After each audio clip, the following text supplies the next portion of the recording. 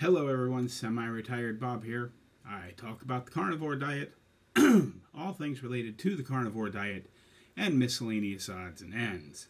Today, we're going to talk about the simplest way to get started on carnivore, and the best way to maintain it through the first 90% of your journey.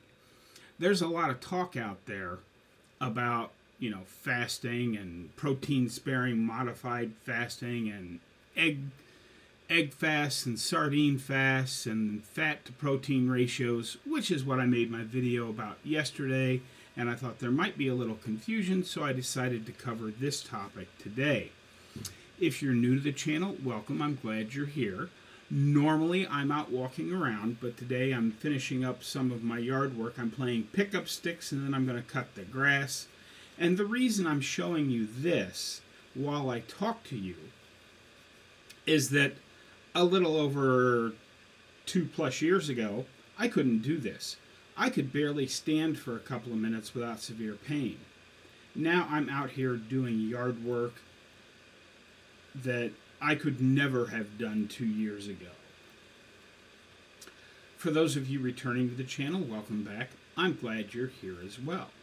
It means a lot to me that you choose to spend just a few moments of your day with me. I'd like to ask you all to help me out just a little bit. Go ahead and drop down in the comments and say, "Hi, Bob." Hit that thumbs up button. And if you haven't subscribed yet, please consider subscribing. All of these things are absolutely free and help me get the word out that it's never too late to change your life.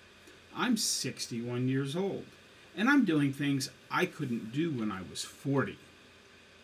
But let's go ahead and talk about this for just a little bit. There's a lot of talk out there and a lot of noise that makes the carnivore diet seem complicated. And there are a lot of tweaks that you need to experiment with when you're almost at your goal.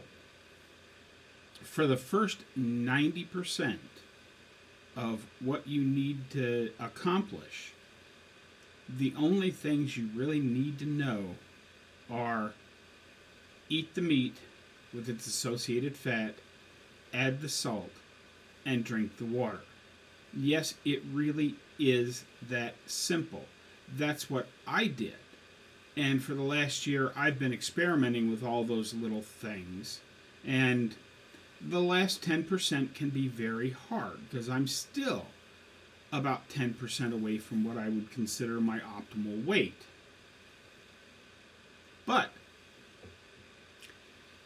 the first 90%, basically, I just ate the meat, added the fat, and ate the meat with its associated fat, added the salt, and drank the water.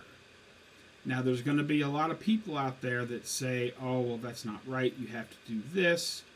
You need to make sure you're getting a good fat to protein ratio," and that is sort of true.